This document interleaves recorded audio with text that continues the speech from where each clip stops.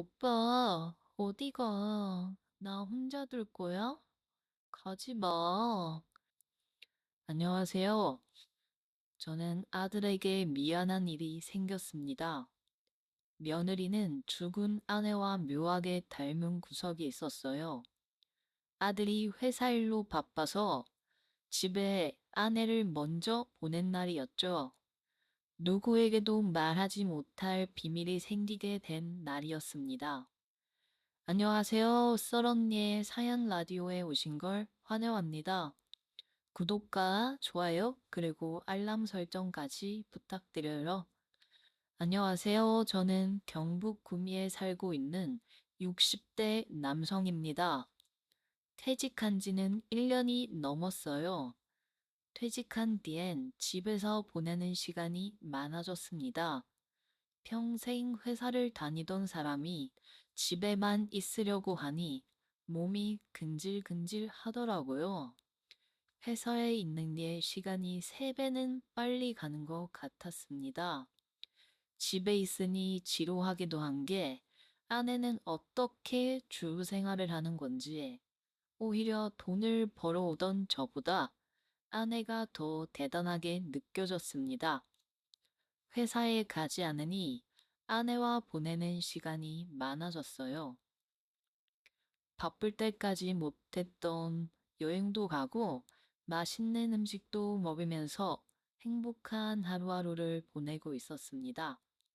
자식도 이미 출가한 상태였기 때문에 집안 어디에서나 맘 편히 사랑을 나눌 수 있었는데요. 아내가 아프기 전까지 말이죠. 저는 상상도 못했습니다. 저보다 아내가 먼저 가버릴 줄은요. 아내는 평소에도 혈압이 높았는데요. 그래서 혈압약을 지어 먹고 있었죠. 겉으로는 괜찮아 보였습니다. 어제까지만 해도 같이 산책을 하던 모습이 떠오르는데요. 아내는 갑자기 쓰러졌어요. 그리고 결국 눈을 뜨지 못했습니다. 고혈압으로 인한 심장 합병증이었습니다. 정말이지 맑은 날의 날벼락이었죠. 퇴직도 했고 자식도 다 키웠으니 이젠 남은 건 우리의 행복뿐이었는데요. 저를 놔두고 혼자 가버린 아내가 원망스러웠죠. 분명 평생을 같이 하자고 약속했었는데 말입니다. 아니, 아내의 지병을 알고서도 주의하지 않았던 제 잘못이었을까요?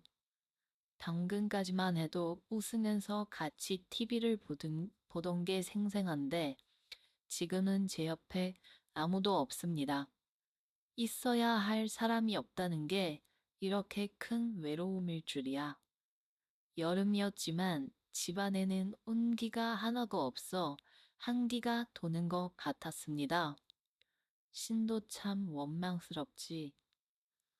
집 밖으로 들리는 사람들의 웃음소리마저 듣기 싫었습니다. 창문을 닫았어요. 아내도 없고 차라리 혼자 있는 게 낫겠다. 다른 사람도 보기 싫었고 집 밖으로 나가지 않게 됐습니다. 요새는 마트도 배달로 가능했기 때문에 식자재 같은 건 배달로 시켰는데요. 폐인이 된 상태로 나갈 수 없으니 어쩔 수 없었죠. 아내가 없는 집은 금방 더러워졌습니다. 치우는 사람은 없고 어지르는 사람만 있으니 깨끗할 리가 없었죠.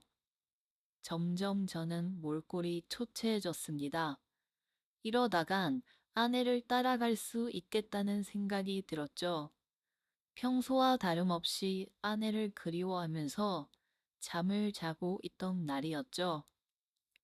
아내가 죽은 지도 6달이 지나가는 날이었습니다. 아들은 오랜만에 집에 방문했는데요. 바로 자기의 결혼할 여자친구를 데리고 말이죠. 아들은 집안 상태를 보고 기겁했습니다. 면도도 하지 않아 덥수룩해진 채로 아들을 맞이했어요. 아버님, 안녕하세요. 저 정우 씨 여자친구 김수연입니다. 잘 부탁드려요. 아들은 어딘지 모르게 아내와 닮은 여자친구를 데려왔더군요. 그 모습을 보고 있자니 아내가 생각나는 것 같아 마음이 더 아팠습니다. 아버지, 엄마가 떠난 지도 1년이 넘었습니다. 이제 기운 차리셔야죠. 아버지까지 가버리시면 저는 어떡합니까? 아버지가 집안 기둥을 지켜주셔야죠. 걱정되는 눈빛을 한 채로 아들은 말했습니다. 내가 그이 없이 어떻게 살겠니? 이제서야 행복하게 해줄 수 있을 줄 알았는데 먼저 떠나가더구나. 평소에 잘해줄 걸 살아온 게 후회가 돼. 내가 이렇게 사는 것도 벌 받는 거 아니겠니? 자책이 심했던 저는 도저히 회복할 수 없었습니다. 아버님, 잘 못 먹어서 그런 거예요. 제가 요리해 드릴 테니까 기운 좀 내세요. 며느라가는 씩씩했습니다. 제가 기운 없는 모습을 보자 요리를 하기 시작했어요. 요리를 하는 게 익숙한지 식기가 어디 있는지 알려주지 않았어도 척척 준비하기 시작했습니다. 음식은 바로 아내가 가장 잘했던 갈비찜이었습니다. 아버님, 드셔보세요. 제가 가장 자신 있는 요리예요. 이거 드시고 힘내세요. 도연 씨가 걱정 많이 했어요. 맛있으시면 제가 가끔 와서 요리해 드릴 테니까 한번 드셔보세요. 며느라가 해주는 음식을 어떻게 안 먹겠다고 할까요? 기특한 모습에 저는 수저를 들었어요. 저는 깜짝 놀랄 수밖에 없었습니다. 갈비찜 맛이 아내가 생전해주던 맛과 비슷했기 때문인데요. 어떻게 이런 맛을, 이건 아내가 해주던 갈비찜 맛하고 비슷하구나. 혹시 아내한테 배운 거니? 네, 아버님. 사실 어머니한테 레시피를 받아서 요리한 적이 있거든요. 어때요? 맛이 비슷한가요? 아버님 입맛에 맞을지 모르겠네요. 연습한다고 해봤는데 어머님처럼 맛있게는 못하겠어서 그래도 열심히 만들어 봤어요. 며느리는 겸손하게 말했지만 갈비찜 맛은 아내가 해주던 맛과 거의 비슷했습니다. 저는 그 자리에서 펑펑 울 수밖에 없었습니다. 아내가 죽은 뒤 처음 먹어보는 제대로 된 음식이었죠. 이제는 진짜 보내줘야 될 때가 된 것 같았죠. 며느라, 고맙다. 네 덕분에 힘이 나는구나. 나도 이제 정신 좀 차리고 살아야겠어. 내가 기운을 차린 건 정말 네 덕분이다. 저는 며느리에게 감사 인사를 전했습니다. 아들 부부는 일이 있어서 먼저 일어나 봐야 된다고 했고, 빠른 시일 내에 다시 찾아뵌다고 했습니다. 저는 아내의 슬픔을 잊기 위해서 집안일을 시작했습니다. 제가 회사를 다닐 때만 해도 집안일이라곤 손도 대지 않았어요. 하지 않으려고 했던 건 아닙니다. 제 아내는 회사에서 돈을 벌어오는데 자신이 해야 하지 않냐면서 집안일을 모두 도맡아 했습니다. 그렇다고 제가 아무것도 하지 않은 건 아니었는데요. 분리수거나 음식물 쓰레기는 제 담당이었죠. 평소 하지 않던 집안일은 생각보다 힘이 들더군요. 분명 별로 하지 않았는 것 같았는데 3시간은 좋게 넘었더라고요.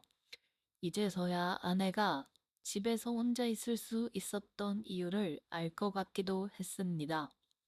청소기도 돌리고 창문도 닦았습니다. 땀을 흘리니 뭔가 뿌듯한 느낌이었죠. 집을 깔끔하게 하니 후련했습니다.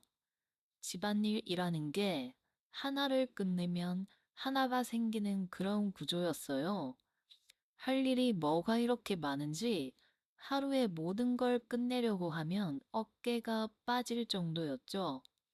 저는 천천히 시작했습니다. 밀린 것들을 하나씩 하나씩 말이죠. 점점 집안은 아내가 있을 때와 비슷해져 갔습니다. 드디어 사람 사는 집이 됐어요. 집안은 깨끗해졌고 문제는 나 자신이었죠. 거울을 보니 웬 조선시대 노비 같은 사람이 서 있더라고요. 면도를 하려고 보니 쉐이빙 폼도 없더군요. 오랜만에 햇빛도 볼 겸 쉐이빙 폼을 사와 면도까지 했습니다. 이제서야 모든 게 다 정상화가 됐죠. 아내가 해줬던 음식을 다시 먹고 싶어서 음식을 배우기 시작했습니다. 그냥 이것저것 때려 넣는다고 맛있어지는 게 아니더라고요. 간 조절이 생명인데 저는 늘 많이 넣어서 짜거나 적게 넣어서 밍밍했습니다. 그래도 요리를 배우면서 차려서 먹으니 건강도 되찾았고요. 벌써 시간이 흘러 사별한 아내의 길이 다가왔습니다. 아내는 중요한 프로젝트를 맡게 되면서 조금 늦게 도착한다고 말을 전했는데요. 그래요. 살 사람은 살아야 되지 않겠습니까? 아버지, 죄송해요. 제가 큰 프로젝트를 맡고 있어서 제때 못 갈 것 같습니다. 그래서 제 여자친구를 먼저 보내겠습니다. 아마 내일 도착할 겁니다. 라고 문자를 보내왔죠. 아이고, 너랑 같이 오지 그러냐? 며느리가 나하고 둘이 있으면 불편할 거 아니니? 에이, 아버지, 수연이 그런 애 아니에요. 잘 돌봐드릴 거예요. 그럼 저는 다음날 아침에 빨리 갈게요. 그때 봐요, 아버지. 그래, 하던 일 잘 하고 오려무나. 너희 엄마도 그걸 원할 거야. 아들과 전화를 끊은 뒤 저는 서둘러 집안일을 하기 시작했습니다. 며느리까지 온다고 하니 더 깨끗하게 보이고 싶었는데요. 왜냐면 저번에 보여준 페인 같은 모습이 너무 미안했습니다. 그리고 그때 해준 갈비찜 덕분에 다시 힘을 내게 됐으니 뭔가 보답을 해주고 싶었습니다. 다음날 아침, 아버님, 저 왔어요. 집이 엄청 깨끗해지셨네요. 저는 아버님이 기운 차릴 줄 알았어요. 고생하셨어요. 식사는 하셨어요? 제가 차려드릴게요. 며느리는 씩씩하게도 오자마자 안부를 물어봤습니다. 아바야, 이번엔 내가 대접해야 하지 않겠니? 네 덕분에 기운을 차린 거니까 아무것도 하지 말거라. 내가 해줄게. 지금까지 배웠던 요리를 써먹을 때가 된 것 같았죠. 분주하게 요리를 해서 며느리를 먹일 생각에 기분이 좋아졌습니다. 맛있다고 해주면 얼마나 좋을까 하면서 말이죠. 음식을 하고 있으니 며느리는 식기를 준비하고 주변에서 도울 게 없는지 찾고 있었죠. 그 모습이 정말 기특했습니다. 아들은 어디서 이런 보석 같은 아이를 찾은 건지 대견할 따름이었죠. 젊은 아들이 부러워지기도 했습니다. 이번엔 제가 한 갈비찜을 같이 먹게 됐는데요. 아버님, 정말 맛있어요. 제가 한 것보다 아버님이 하는 게 더 맛있는 것 같은데요? 요리 실력은 타고나야 되는 거 아세요? 본래 요리는 배워도 잘 안 늘거든요.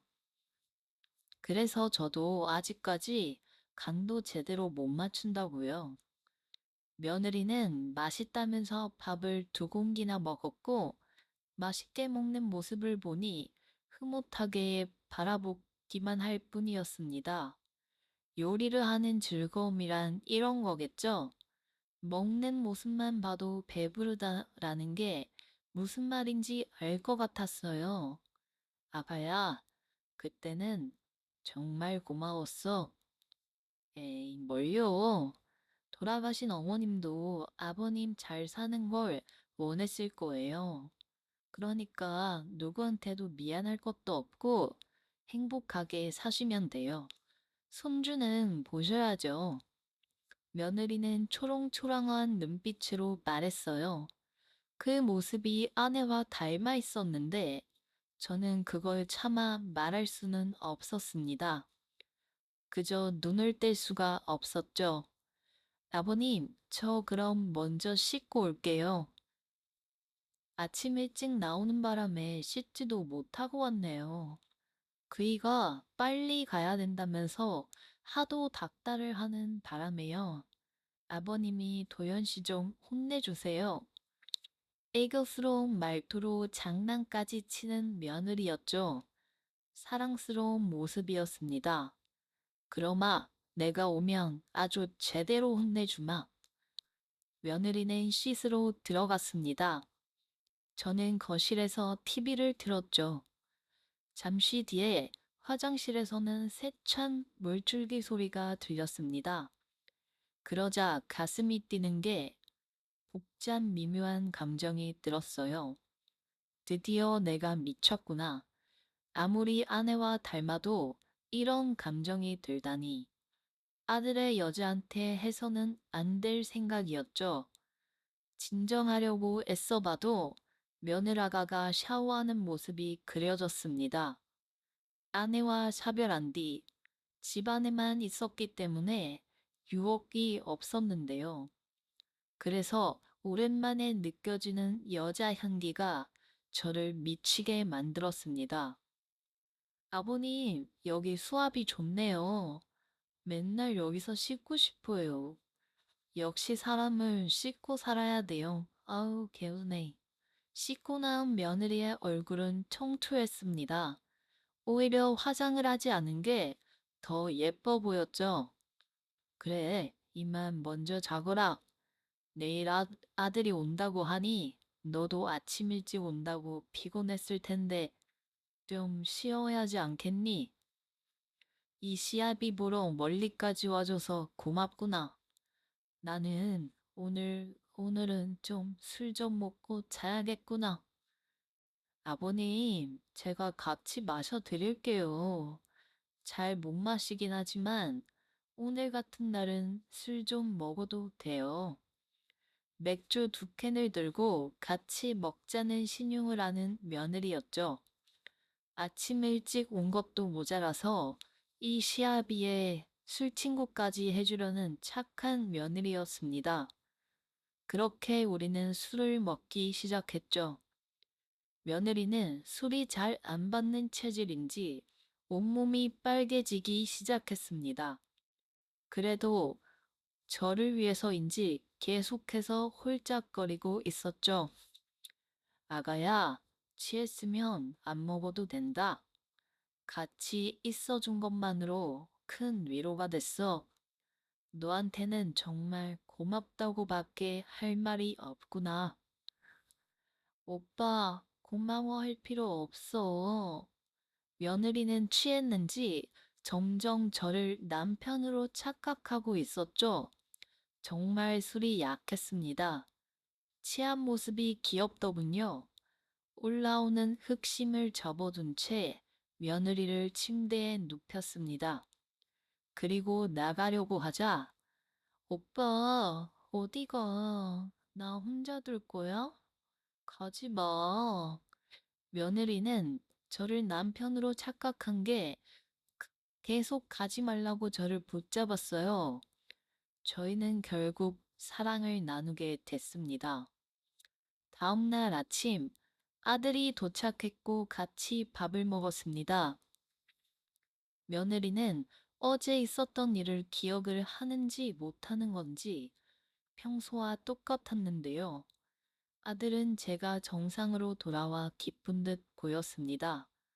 아내에게 고마워지는 게 참 많아지는 하루였죠. 아들 부부는 밥을 먹고 돌아갔습니다. 다시 혼자 집에 남게 됐죠. 사람을 보지 않을 때는 몰랐는데 누군가를 만나고 혼자가 되니 더 외로운 감정이 커졌습니다. 오랜만에 서랍에서 아내의 사진을 꺼내봤습니다. 늘 웃고 있는 모습, 그리고 며느리를 떠올렸죠. 저는 궁금했습니다. 진짜 그날 술에 취해 기억이 없는 것일까 하고요. 다시 연락을 할까 해봤지만 아들을 위해서 꼭 참았습니다. 나는 이미 저무는 나이고 아들은 한창일 나이일 테니 며느리가 나한테 관심 가질 이유가 하나도 없었으니까요. 그렇게 무료한 날을 보내고 있었죠. 초인종 소리가 들렸습니다. 반찬을 들고 온 며느리가 모니터로 보였죠. 아가야, 전화도 없이 무슨 일이니? 도연이한테는 아무 연락받은 게 없는데? 아버님, 저번에 먹고 싶다고 하셨던 반찬 준비해 왔어요. 같이 먹어요.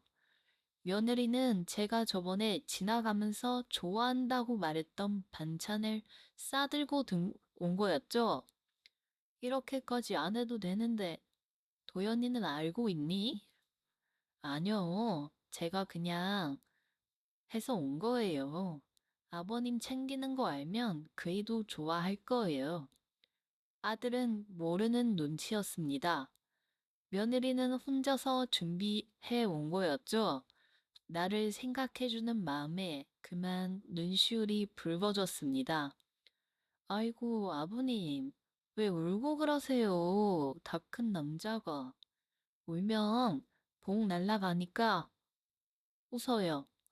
어서 제가 한 반찬 드셔보세요. 이번엔 힘 좀 많이 썼으니 맛있을 거예요. 며느리와 밥을 먹기 시작했습니다. 정말이지 맛있더군요. 내가 하면 이런 맛이 안 나는데 어떻게 한 거니? 며느리는 웃으면서 말했습니다. 사실 맛있게 하려면 미원이죠. 아버님한테 비밀로 하려 했는데 궁금해 하시니까 말씀드리는 거예요. 미온을 넣으면 깊은 맛이 나요. 저번에 아버님이 맛있게 먹는 모습을 보니 더 대접해드리고 싶었어요. 그래서 맛있게 하려다가 그만 미온을 너무 많이 넣은 거 있죠? 아가야, 마음만이라도 고맙구나. 마침 혼자 있는 게 적적하던 참이었는데 아들은 정말 복이 많은 것 같구나. 너 같은 여자를 만나다니. 그때는 말 못했는데 너는 우리 아내와 닮았단다. 너를 보고 있자니 아내 생각이 나는 것 같아 마음이 아프구나. 저는 밥을 먹다 말고 눈물이 흘렀습니다. 감정이 주체가 안 됐어요. 며느리는 슬며시 제 옆자리에 앉았습니다. 아버님, 제가 위로해 드릴게요. 울지 마세요. 제 턱을 들어 올리면서 말했어요. 그리고는 입을 맞추었습니다. 입술은 너무나 달콤했어요. 저는 멈출 수가 없었습니다. 우리는 그렇게 식탁에서 거사를 치르게 됐죠. 며느라기야, 미안하다. 내가 욕구를 주체하지 못해서 너한테 피해만 입혔구나. 넌 나한테 잘해주려던 거 안다. 다시는 집에 찾아오지 말거라. 아버님, 제가 원해서 한 건데요, 뭘. 사실 저번에 술을 마셨을 때도 제가 원해서 아버지한테 꼬리친 거였어요. 아버님은 아무 잘못도 없어요. 저도 아버님한테 위로받고 싶었어요. 그러니까 쌤쌤이죠. 가끔씩 반찬 가지고 자주 올게요. 그때마다 지금처럼 서로 위로해주는 게 어때요? 우리 아들이랑 문제가 있는 거니? 며느리는 대답하지 못했습니다. 문제가 있는 건 확실해 보였죠. 그 애가 잘 못하는 거야? 네, 맞아요, 아버님. 그이는 힘이 너무 없어요. 좋은 걸 다 먹여봤지만 거기는 반응조차 없더라고요. 아버님이 보시기엔 제가 그렇게 매력이 없나요? 아니다. 넌 내가 본 여자 중에 가장 아름다워. 아들이 뭔가 문제가 있는 모양이구나. 아들과 다르게 제 거기는 금방 다시 되살아났죠. 다시 한번 사랑을 나눴습니다. 이거 봐요. 아버님은 팔팔하시잖아요. 저번에 너무 좋았어서 이번에 반찬을 핑계로 들린 거예요. 저희는 2번이나 하고 나서야 며느리를 만족시켰습니다. 며느리는 신이 났는지 웃으면서 집으로 돌아갔어요. 저는 죄를 짓고 있었습니다. 아들이 알면 얼마나 실망할까요? 며느리는 이번 주도 2번이나 들렸습니다. 아가야, 요새 들리는 횟수가 많구나. 아들이 걱정하는 거 아니니? 아니에요, 아버님. 그이는 회사 야근으로 바빠서 저를 봐주지도 않아요. 심술이 와서 오늘도 온 거예요. 그럼 오늘도 위로해 주실 거죠? 최선을 다해보마. 저는 오늘도 며느리와 부적절한 관계를 가지고 있습니다. 이 관계가 언제까지 지속될지는 모르겠어요. 아내와 사별한 뒤 욕구를 채우는데 급급한 나머지 앞뒤 안 가리고 죄를 저질렀습니다. 오늘의 사연은 여기까지입니다. 안녕하세요. 저는 클럽을 무지 좋아하는 26살 보물입니다. 왜 보물이냐고요? 제가 클럽에 갈 때마다 다른 남자들과 원나잇을 많이 즐기는 편인데 이 남자 저 남자 즐기다 보니 오빠들이 제게 항상 물이 많이 샌다 하여 보물입니다. 고등학교 때부터 유명 클럽 DJ들의 영상을 보면 너무 멋있고 20살이 되면 당장 서울로 올라가 유명한 DJ들을 직접 만나봐야겠다는 생각을 했었습니다. 모든 게 생각한 대로 이루어진다고 하잖아요. 그렇게 생각만 했던 게 결국 서울에 상경하여 지금은 클럽에서 살다시피 생활을 하고 있습니다. 제가 클럽에서 일을 하며 생활을 하다 보니 제 인생이 180도 바뀌어 버렸습니다. 클럽에 가면 오빠들이 항상 이뻐해주고 해달라는 거 다 해주니 마치 천국이나 다름없었습니다. 클럽에서 친해진 오빠들을 따라 펜트하우스 여행이나 고급 호텔을 번갈아 가며 여행을 다니면 오빠들이 명품백이나 명품 옷을 여러 번 선물해 주는데 그래서 그런지 클럽을 끊을래야 끊을 수가 없습니다.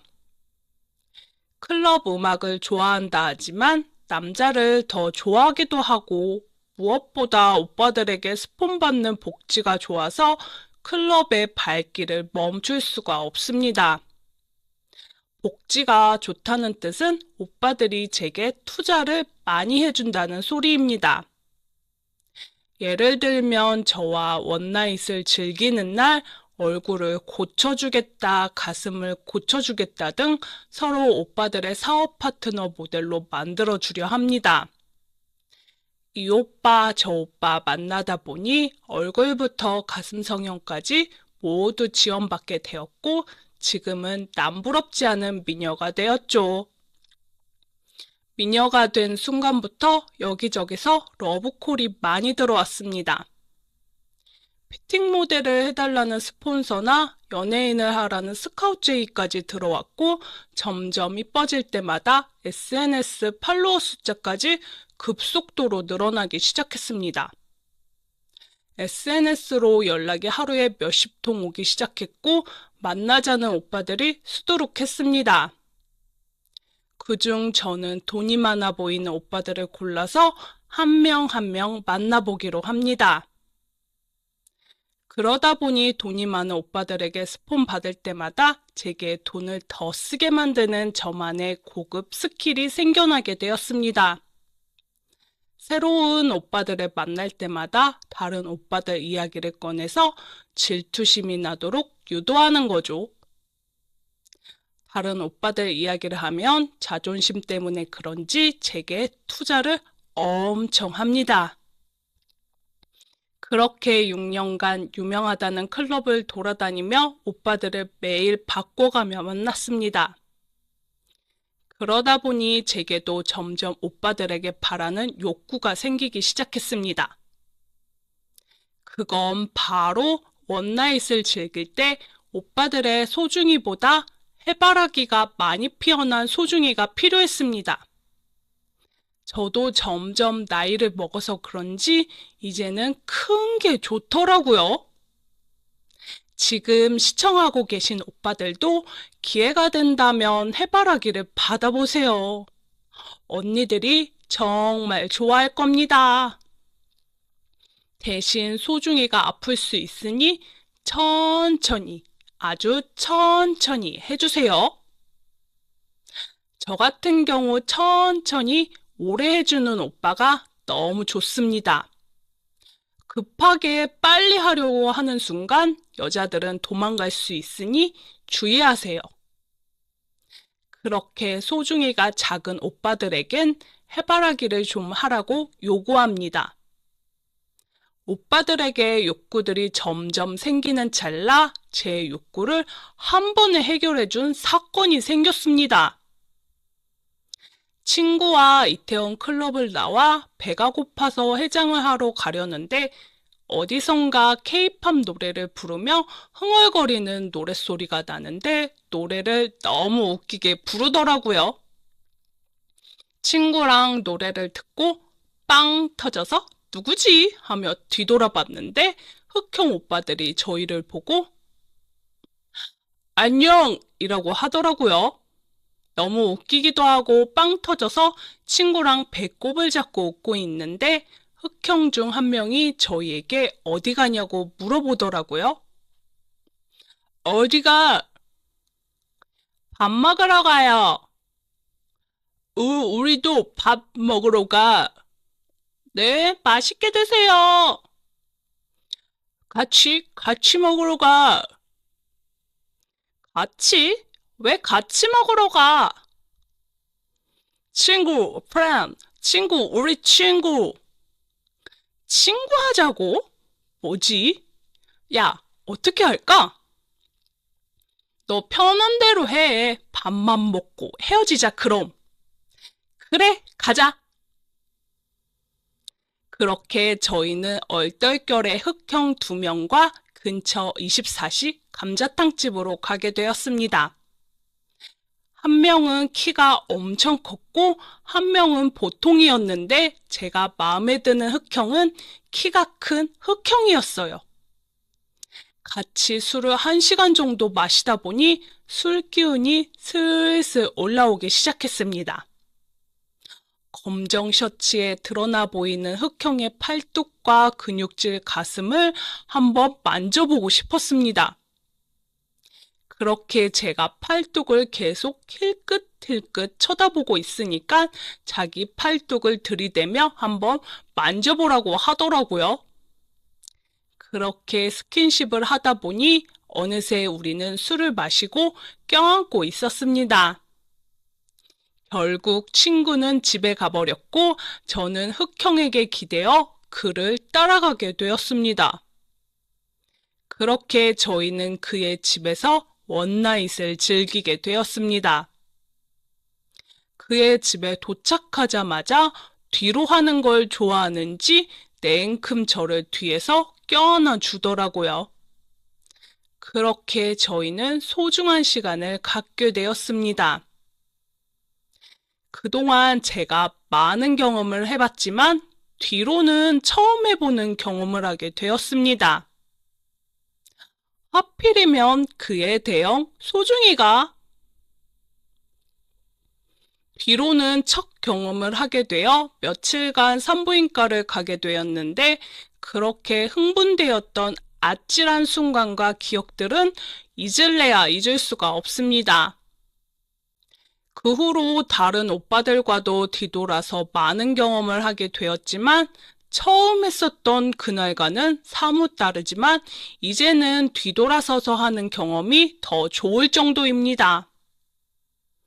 경험을 해본 언니들도 있겠지만 경험 안 해본 언니들은 빨리 더 좋은 색다른 경험을 해보세요.